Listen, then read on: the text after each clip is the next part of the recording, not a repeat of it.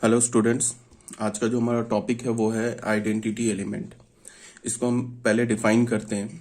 Late us star B a binary operation on a set S. हमारे पास star एक binary operation है, किसमें? सेट एस में। If there exist an element e, अगर कोई एलिमेंट स्मॉल ई एग्जिस्ट करे, ये किसका एलिमेंट होना चाहिए? सेट एस का। जिस सेट पर बाइनरी ऑपरेशन डिफाइंड है ना, उसी सेट में अगर एक स्मॉल ई एलिमेंट एग्जिस्ट करे such that A star E is equal to E star A is equal to A for all A belongs to S. इसका क्या मतलब हुआ कि हमारे पास सबसे पहले एक स्टार बाइनरी ऑपरेशन है, किसमें? सेट एस में। और एक एलिमेंट स्मॉल ई एग्जिस्ट करे सेट एस में, सॉरी जो बाइनरी ऑपरेशन है वो सेट एस में है। तो हमारे पास कोई एक एलिमेंट ई एग्जिस्ट करे, किसमें? सेट एस में, ठीक है। और a star e, small a star E is equal to A is equal to E star a हो for all small a belongs to capital set S. अगर ऐसा है मतलब कि एस सेट के सारे एलिमेंट के लिए ए स्टार ई और ई स्टार ए, अगर हम ये दोनों बाइनरी ऑपरेशन को अप्लाई करें तो हमें ए मिल जाए, तो हम क्या बोलेंगे? E is the identity element. फिर एक बात, ए स्टार ई और ई स्टार ए के इक्वल होना चाहिए for all A belongs to set S.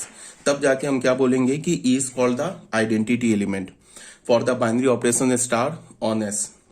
For example देखते हैं, consider a binary operation plus on Z. We know that हमने एक binary operation plus addition binary operation लिया, किसमें लिया? सेट जेड में लिया। क्या लिया? We know that zero belongs to Z. Zero क्या हमारे पास? ये इंटीजर का एलिमेंट है, ठीक है। Zero belongs to Z such that A plus zero is equal to A is equal to zero plus A for all A belongs to Z.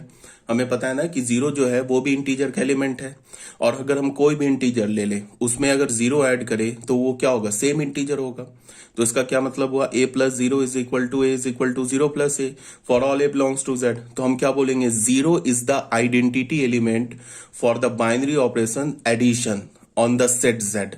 Set Z पर हमने एक बाइनरी ऑपरेशन लिया ना, addition. इस addition binary operation का जो identity element है वो जीरो है, ठीक है। ई का काम क्या कर रहा है? जीरो। जेड का काम क्या कर रहा है? जो भी हमने डेफिनेशन लिया है उसमें जेड का काम क्या कर रहा है? सेट एस, ठीक है। सेकेंड एग्जांपल देखते हैं, कंसीडर मल्टीप्लीकेशन ऑन जेड। एक हमने क्या लिया? बाइनरी ऑपरेशन लिया, मल्टीप्लीकेशन। किस सेट में लिया? सेट ऑफ इंटीजर में लिया। Then one is the identity element for multiplication on Z. फिर वन क्या हो जाएगा? हमारा आइडेंटिटी एलिमेंट हो जाएगा, किसमें? Multiplication on Z. जो मल्टीप्लीकेशन बाइनरी ऑपरेशन है जो सेट हमने जेड में लिया, इसके लिए हमारा आइडेंटिटी एलिमेंट क्या होगा? वन होगा। But there does not exist any natural number, ठीक है, on z, because 1 into a is equal to a is equal to a into 1 is a into 1, ठीक है, for all a belongs to z, but there does not exist any natural number e such that, हमारे पास कोई natural number e exist नहीं करता है such that n plus e is equal to n is equal to e plus n for all n belongs to z। इसका क्या मतलब है कि अगर हमने एक बाइनरी ऑपरेशन लिया ना, किसमें बाइनरी ऑपरेशन लिया? एडिशन बाइनरी ऑपरेशन लिया। किस सेट में लिया? सेट ऑफ नेचुरल नंबर में लिया। तो अगर मैंने बोलूं कि मैंने एक addition binary operation set of natural number में लिया, तो क्या इस बाइनरी ऑपरेशन के कॉरस्पॉन्डिंग आइडेंटिटी एलिमेंट एग्जिस्ट करता है? तो नहीं करता है, बिकॉज उसमें जीरो, तो नेचुरल नंबर का अगर हमने सेट लिया तो उसमें जीरो है नहीं। इसको हम ऐसे भी बोल सकते हैं कि नेचुरल नंबर में ऐसा कोई एलिमेंट एग्जिस्ट नहीं करता such that n plus E is equal to n is equal to E plus n for all n belongs to this is capital N। Integer में तो करता है नेचुरल नंबर, ठीक है। So n does not have any identity element for addition on n। तो obvious बात है कि नेचुरल नंबर के सेट पे अगर हमने बाइनरी ऑपरेशन एडिशन लिया तो उस केस में कोई भी आइडेंटिटी एलिमेंट एग्जिस्ट नहीं करेगा, बिकॉज जीरो होता ना। अगर हम बोलते ना zero a plus zero is equal to A is equal to zero plus a, तो जीरो तो है नहीं नेचुरल नंबर में।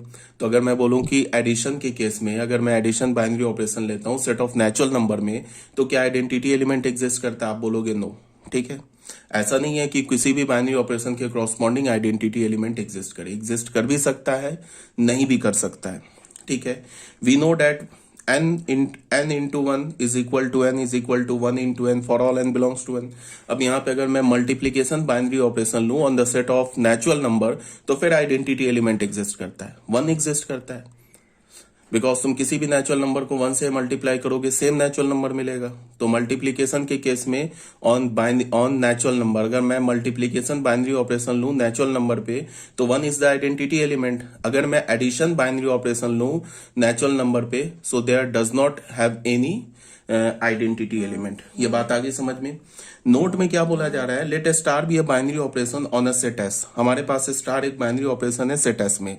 If S has an identity element for star, star एक बाइनरी ऑपरेशन है सेट S में, और उसके लिए S सेट जो है उसमें एक आइडेंटिटी एलिमेंट भी एग्जिस्ट करता है, ठीक है। Then it is unique. अगर आइडेंटिटी एलिमेंट एग्जिस्ट करता है तो वो यूनिक होगा। ऐसा नहीं होगा कि किसी भी सेट में दो ये आइडेंटिटी एलिमेंट आ जाएंगे। अगर आइडेंटिटी एलिमेंट एग्जिस्ट करेगा तो यूनिक होगा।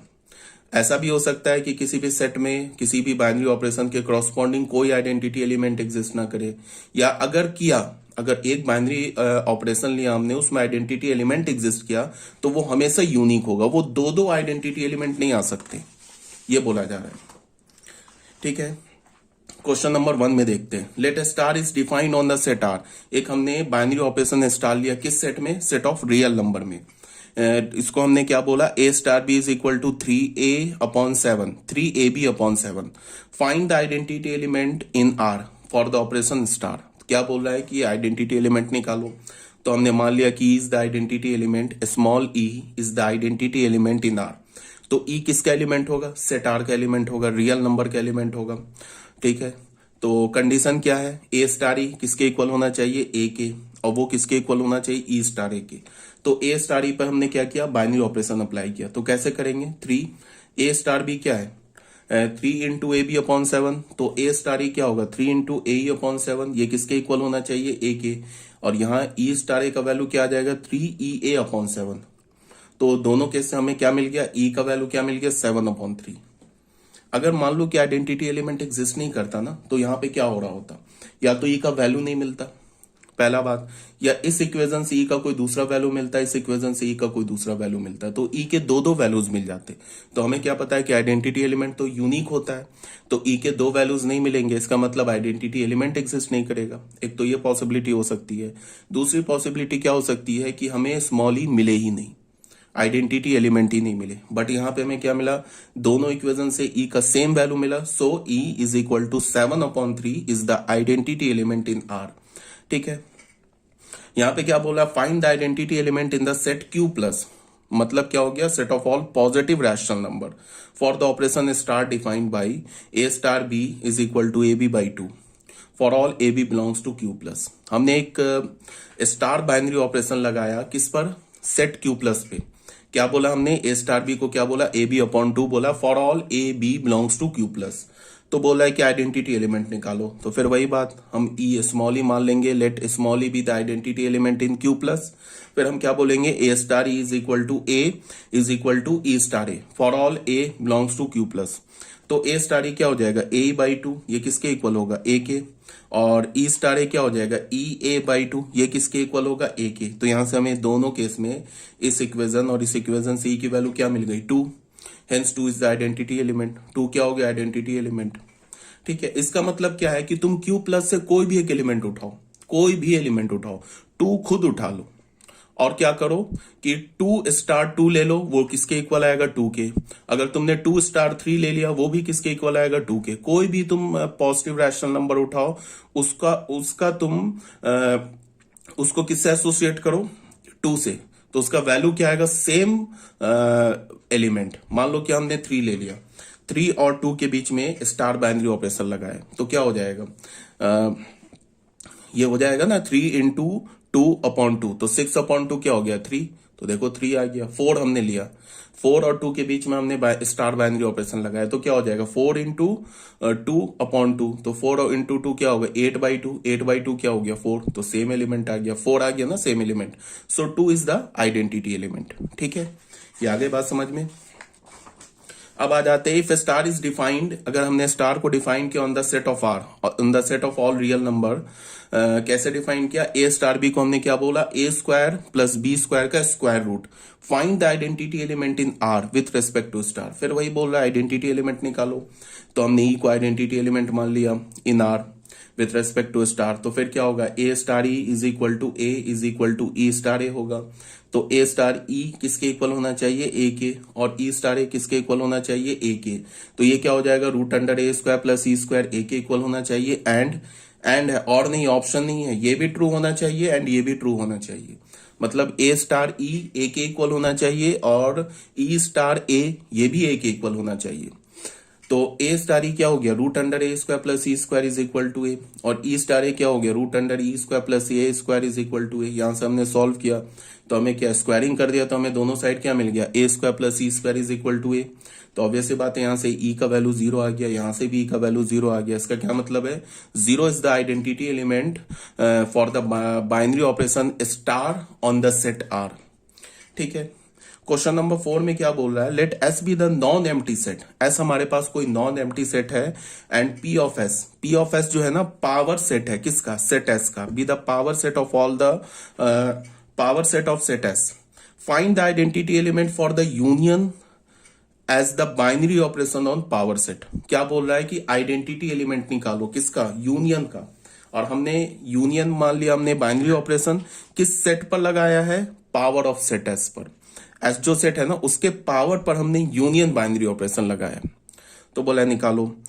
तो कोई बात नहीं है, यहां पे हम क्या ऑब्जर्व कर रहे हैं, यूनियन। तो यूनियन के केस में हम क्या ऑब्जर्व कर रहे हैं कि तुम पावर एस का कोई भी एलिमेंट उठा लो, ठीक है, उस सेट का तुम यूनियन ले लो ना फाइव के साथ, तो हमें सेम सेट मिलेगा। और पावर ऑफ एस में तो फाइव भी है ना, अगर तुम पावर ऑफ एस सेट लेते हो तो उसमें एक फाइव एलिमेंट है। अगर हम किसी भी सेट का पावर लेंगे तो उसका एक एलिमेंट तो फाइव ही होगा। इसका क्या मतलब है, फाइव जो है वो पावर ऑफ एस का एलिमेंट है, और पावर ऑफ एस के किसी भी एलिमेंट का यूनियन अगर तुम फाइव के साथ लोगे तो क्या मिलेगा, हमें सेम सेट मिलेगा। So five is the identity element. Five क्या होगा, हमारा आइडेंटिटी एलिमेंट होगा। ठीक है, अब अगर इस क्वेश्चन में ना मैं यूनियन की जगह इंटरसेक्शन ले लेता, अगर यूनियन की जगह इंटरसेक्शन ले लेता तो उस केस में आइडेंटिटी एलिमेंट क्या होता, उस केस में आइडेंटिटी एलिमेंट हमारा सेट एस हो जाता। ठीक है, बिकॉज तुम सेट, जो हमारा पावर सेट का जो एलिमेंट होगा वो क्या होगा, एस का सबसेट होगा। पावर सेट का जो एलिमेंट होगा वो एस का सबसेट होगा, और एस का सबसेट एक खुद सेट एस भी होगा। तो अगर तुम किसी भी सेट को मान लो ए बी का सबसेट है, तो ए इंटरसेक्शन बी क्या होता है, ए होता है। ठीक है ना, तो अगर मान लो कि मैंने पावर सेट का कोई भी एक एलिमेंट उठाया, वो तो क्या होगा, एस का सबसेट होगा, तो वो एस का सबसेट होगा। तो अगर तुमने उसका इंटरसेक्शन लिया किसके साथ, सेट एस के साथ, तो हमें क्या मिलेगा, वो सेम सेट आ जाएगा। मान लो कि हमने पावर सेट का एक एलिमेंट उठा लिया सेट ए, तो सेट ए क्या होगा, एस सेट का सबसेट होगा। तो अगर ए का इंटरसेक्शन हमने एस सेट के साथ लिया तो हमें क्या मिल जाएगा, सेम सेट ए। या एस सेट का इंटरसेक्शन ले लो सेट ए के साथ, तो फिर हमें सेम सेट ए मिल जाएगा। मतलब क्या होगा, A intersection S is equal to A is equal to S intersection A. So S is the identity element. ठीक है, ये तो बात आ गई समझ में। ये हो गया हमारा क्वेश्चन नंबर 4। अब बच्चों ये हमारा आइडेंटिटी एलिमेंट बस इतना ही था। अब इनवर्स ऑफ एन एलिमेंट, किसी भी एलिमेंट का इनवर्स क्या होता है, पहले इसको एक बार डिफाइन करते हैं, फिर कुछ एग्जांपल से उससे देखते हैं। Let A star B a binary operation on set S. हमने एक स्टार बाइनरी ऑपरेशन ले लिया किसमें, सेट एस में, और मान लिया कि उस सेट एस में एक आइडेंटिटी एलिमेंट ई एग्जिस्ट करता है। क्या करता है, सॉरी, ई एग्जिस्ट करता है। ई be the identity element in S for the binary operation star on S. ठीक है, देन एन एलिमेंट ए, तब क्या होगा, एक एलिमेंट स्मॉल ए किसका, सेट एस का, कब इन्वर्टेबल होगा, is called an invertible element if there exist an element B. वो भी क्या होना चाहिए, सेट एस का ही एलिमेंट होना चाहिए, such that A star B is equal to B star A is equal to e. बोला क्या गया कि हमारे पास एक स्टार बाइनरी ऑपरेशन है सेट एस में, फिर हमने मान लिया कि उस बाइनरी ऑपरेशन के corresponding identity element e exist करता है। फिर हमने एक एस सेट से एक एलिमेंट स्मॉल ए उठाया और बोला कि स्मॉल ए इन्वर्टेबल है। अगर स्मॉल ए इन्वर्टेबल है तो उसी सेट एस में एक दूसरा एलिमेंट बी एग्जिस्ट करेगा, such that A star B is equal to B star A is equal to identity element. अगर ऐसा है तो हम ए के इनवर्स को बी, ए का इनवर्स बी हो जाएगा और बी का इनवर्स ए हो जाएगा। और हम कैसे लिखेंगे, a to the power -1 is equal to b and b to the power -1 is equal to a. ठीक है, यहां पे क्या बोला जा रहा है, thus if b belongs to s is called the inverse of an element a belongs to s. अगर बी को हम ए का इनवर्स बोलेंगे तो क्या होगा, a star B is equal to B star A is equal to A. For example देख लेते हैं, binary operation addition on z, clearly zero. अगर हमने एक बाइनरी ऑपरेशन एडिशन लिया, किस में लिया, सेट जेड में लिया, तो जीरो हमारा आइडेंटिटी एलिमेंट हो जाएगा एडिशन के केस में। ठीक है, तो अगर ए हमारा इंटीजर है तो माइनस ए भी इंटीजर होगा। तो अगर मान लो हमने 2 लिया तो 2 के क्रॉसपॉन्डिंग -2 क्या होगा, वो भी इंटीजर होगा।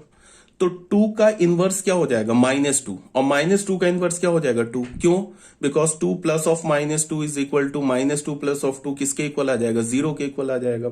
और 0 क्या है, 0 तो आइडेंटिटी एलिमेंट है, तो ट्रू हो गया। इसका क्या मतलब है कि each and every element on the set Z is invertible. Set Z के सारे एलिमेंट क्या है, इन्वर्टेबल है। अगर मैं बोलूं कि जनरल, अगर मैं बोलूं कि ए जेड इंटीजर का एलिमेंट है तो ए का इनवर्स क्या होगा, तो -a हो जाएगा। -a का इनवर्स क्या होगा, ए हो जाएगा। For all A belongs to Z. Even 0 का इनवर्स क्या होगा, 0 तो हमारा आइडेंटिटी एलिमेंट है, तो 0 का इनवर्स क्या हो जाएगा, -0। -0 क्या होता है, 0। इसका मतलब क्या होगा, 0 का इनवर्स भी 0 होगा। आइडेंटिटी एलिमेंट खुद एक एलिमेंट है ना, सेट, जिस सेट पर हम बाइनरी ऑपरेशन अप्लाई कर रहे हैं उसका तो खुद एक एलिमेंट है, तो वो भी इन्वर्टेबल हो सकता है। ठीक है, हो सकता है क्या, वो भी इन्वर्टेबल होता है। ठीक है, और उसका इनवर्स क्या होता है, वो सेम आइडेंटिटी एलिमेंट होता है। अब आ जाते हैं हम लोग, multiplication is also a binary operation. Multiplication भी बाइनरी ऑपरेशन है सेट जेड में। ठीक है, और उसमें क्या होता है, मल्टीप्लीकेशन के केस में क्या होता है, आइडेंटिटी एलिमेंट। अगर हमने एक बाइनरी ऑपरेशन मल्टीप्लीकेशन लिया किसमें, सेट ऑफ इंटीजर में, तो उस केस में आइडेंटिटी एलिमेंट क्या होगा, 1 होगा for the multiplication on Z. But no element other than 1 belongs to Z is invertible. ठीक है, इसका क्या मतलब है, इसका ये मतलब है कि अगर हमने इन्वर्टेबल एलिमेंट की बात करेंगे तो ऐसा नहीं है कि अगर हमने किसी सेट पे बाइनरी ऑपरेशन अप्लाई किया तो ये नहीं है कि उस सेट के सारे एलिमेंट इन्वर्टेबल हो जाएं। ठीक है, ऐसा हो सकता है कि कुछ एलिमेंट इन्वर्टेबल हो, कुछ एलिमेंट इन्वर्टेबल ना हो। जैसे अगर हमने ले लिया z, तो हमने ले लिया क्या, सेट ऑफ ऑल इंटीजर ले लिया। इस पर हमने बाइनरी ऑपरेशन क्या अप्लाई किया, मल्टीप्लीकेशन अप्लाई किया। 1 क्या हो गया, आइडेंटिटी एलिमेंट हो गया for multiplication on z। 1 identity element हो गया। अब 1 को छोड़ के बाकी कोई भी एलिमेंट इन्वर्टेबल नहीं है, 1 को छोड़ के। इसका मतलब क्या है कि मान लो कि तुमने z का कोई भी एक एलिमेंट उठाया, सपोज दैट 2 उठाया। ठीक है, तो 2 के क्रॉसपॉन्डिंग तुम ऐसा कोई दूसरा इंटीजर नहीं बता सकते हो जिसको हम मल्टीप्लाई कर दे 2 के साथ। अगर मैंने बोला कि एक इंटीजर उठाया 2, तो 2 के क्रॉसपॉन्डिंग कोई भी दूसरा इंटीजर एग्जिस्ट नहीं करता है। ठीक है, जिसको मैं 2 के साथ मल्टीप्लाई कर दूं तो आइडेंटिटी एलिमेंट 1 आ जाए, ये पॉसिबल ही नहीं है। 2 के साथ ऑब्वियस सी बात है 1/2 को मल्टीप्लाई करोगे तभी 1 आएगा, बट 1/2 तो सेट जेड का एलिमेंट ही नहीं है। ठीक है, तो इसका क्या मतलब हुआ, जो ए अगर जेड का एलिमेंट होगा तो बी को भी तो जेड का एलिमेंट होगा। अगर मैं बोलूं कि ए के क्रॉसपॉन्डिंग बी एलिमेंट एग्जिस्ट कर रहा है तो ए और बी दोनों तो वो सेम सेट, जिस सेट पर हम बाइनरी ऑपरेशन अप्लाई कर रहे हैं उसी सेट का एलिमेंट होना चाहिए ना। तो 2 तो है सेट जेड का एलिमेंट, बट 1/2 तो नहीं है ना। और हमें पता है कि सिर्फ 2 को 1/2 से ही मल्टीप्लाई करेंगे तो 1 आएगा, and 1 is the identity element. तो 2 का इनवर्स एग्जिस्ट नहीं करता है, -3 का भी इनवर्स एग्जिस्ट नहीं करता, 4 का भी इनवर्स एग्जिस्ट नहीं करता है। सिर्फ किसका इनवर्स एग्जिस्ट करता है, 1 का। 1 का इनवर्स क्या होगा, खुद 1। 1 into 1 is equal to 1 into 1 is equal to 1. So 1 is the only invertible element, और जो इन्वर्टेबल एलिमेंट है वो खुद एक आइडेंटिटी एलिमेंट है। तो कहने का क्या मतलब हुआ कि अगर मैंने आइडेंटिटी एलिमेंट किसी भी सेट में बोल दिया कि इज द आइडेंटिटी एलिमेंट, तो क्या होगा कि जिस सेट पर हमने बाइनरी ऑपरेशन अप्लाई किया उस सेट के हर एक एलिमेंट को अगर तुम ई के साथ एसोसिएट करोगे, मतलब a star E is equal to E star A is equal to a आना चाहिए। ये ट्रू होगा जिस सेट पर हमने बाइनरी ऑपरेशन अप्लाई किया ना उस सेट के हर एक एलिमेंट के लिए ट्रू होगा। बट अगर हमने एक बाइनरी ऑपरेशन इंस्टॉल लिया किसी सेट ए पर, कैपिटल सेट ए पर, और उसमें हमने बोला इज द आइडेंटिटी एलिमेंट, तो ये नहीं पॉसिबल है कि कि उस सेट कैपिटल ए सेट के हर एक एलिमेंट इन्वर्टेबल हो सके कि एक ही एलिमेंट इन्वर्टेबल हो सके कि सारे एलिमेंट इन्वर्टेबल हो सके दो चार ही इन्वर्टेबल हो, ये भी पॉसिबल हो सकता है। ठीक है, प्रॉपर्टी ऑफ इनवर्स। सबसे पहली प्रॉपर्टी क्या है कि लेट स्टार, इनवर्स की प्रॉपर्टी देख रहे हैं हम लोग। Let star be associative binary operation on set. एक स्टार हमने क्या मान लिया, associative binary operation set S में मान लिया with identity element e, identity element e मान लिया एस में। Then the inverse of an invertible element is unique. अब क्या है यहां पे, क्या बोल रहा है कि अगर हमने एक स्टार ले लिया, एक स्टार बाइनरी ऑपरेशन लिया और जो स्टार बाइनरी ऑपरेशन है वो एसोसिएटिव है। ठीक है, और किस पे हमने लिया बाइनरी ऑपरेशन, एस पे, और उस बाइनरी ऑपरेशन में एक आइडेंटिटी एलिमेंट एग्जिस्ट करता है। Then the inverse of an invertible element, किसी भी इन्वर्टेबल एलिमेंट का जो इनवर्स होगा वो यूनिक होगा, ये बोला जा रहा है।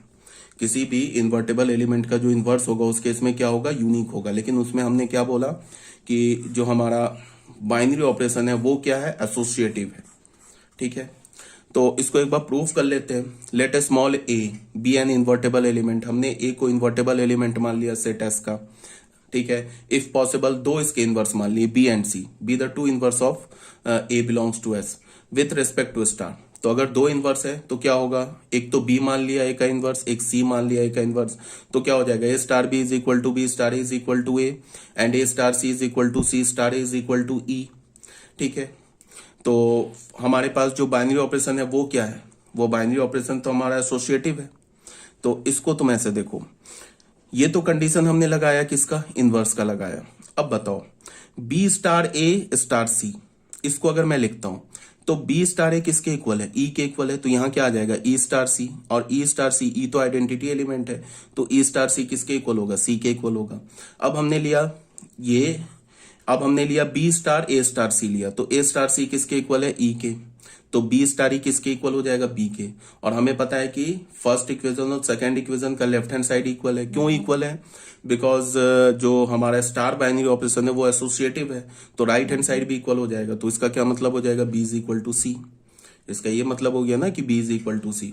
तो बी क्या था हमारा, ए का इनवर्स था, सी क्या था हमारा, ए का इनवर्स था। इसका क्या मतलब हो गया कि जो ए का इनवर्स है वो यूनिक है। ठीक है, हमने दो इनवर्स माने, फिर हमने क्या प्रूफ कर दिया कि वो दोनों इनवर्स एक्चुअल में दो डिफरेंट इनवर्स नहीं है, वो सेम इनवर्स है। तो B is equal to C proof हो गया। इसका क्या, इसके कहने का क्या मतलब है कि अगर ये भी पॉसिबल हो सकता है कि अगर हमने ना कोई स्टार बाइनरी ऑपरेशन लिया किसी सेट एस में, ठीक है, तो ऐसा भी हो सकता है कि किसी एक पर्टिकुलर एलिमेंट के कॉरस्पॉन्डिंग दो इनवर्स एग्जिस्ट कर जाए, ये भी पॉसिबल हो सकता है। बट अगर वो स्टार बाइनरी ऑपरेशन एसोसिएटिव है और अगर किसी एलिमेंट का इनवर्स एग्जिस्ट कर रहा है तो वो हमेशा यूनिक होगा, वो फिर दो नहीं होगा। बट अगर हमारे पास स्टार ऑपरेशन एसोसिएटिव नहीं है तो कुछ भी हो सकता है, यूनिक इनवर्स भी एग्जिस्ट कर सकता है, एक से ज्यादा इनवर्स भी एग्जिस्ट कर सकता है। जैसे अभी तुम्हारे दिमाग में चल रहा होगा ऐसा कैसे हो जाएगा, अगर हमने कोई ये ले लिया नेचुरल नंबर ले लिया एक बाइनरी ऑपरेशन, उसमें हमने एक multiplication binary operation, natural number set ले लिया उसमें हमने मल्टीप्लीकेशन बाइनरी ऑपरेशन अप्लाई कर दिया, तो क्या होगा फिर। या फिर तुम ऐसे बोलो, एक हमने ले लिया रैशनल नंबर का सेट ले लिया, ठीक है, रैशनल नंबर ले लिया एक्सक्लूडिंग जीरो, जीरो को छोड़ के एक हमने रैशनल नंबर का सेट ले लिया, उस पर हमने एक बाइनरी ऑपरेशन स्टार अप्लाई कर दिया, स्टार को हमने बोल दिया कि चलो वो मल्टीप्लीकेशन है, ठीक है।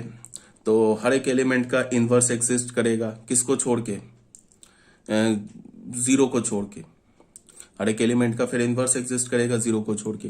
तो ये तो सिंपल है ना, मल्टीप्लीकेशन एडिशन। तो उस केस में अभी जो केस बता रहा हूं कि अगर हमने रैशनल नंबर का सेट लिया तो उसमें हमने मल्टीप्लीकेशन बाइनरी ऑपरेशन अप्लाई कर दिया, तो 2 का इनवर्स 1/2 हो जाएगा, 3/4 का इनवर्स क्या हो जाएगा, 4/3 हो जाएगा।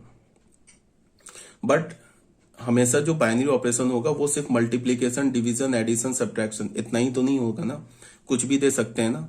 वो बोल सकते हैं कि एक हमारे पास सेट एस है और ए स्टार बी को कुछ भी बोल दे, a square plus B square upon 2 बोल दे, या a square plus B square upon 3 भी बोल दे।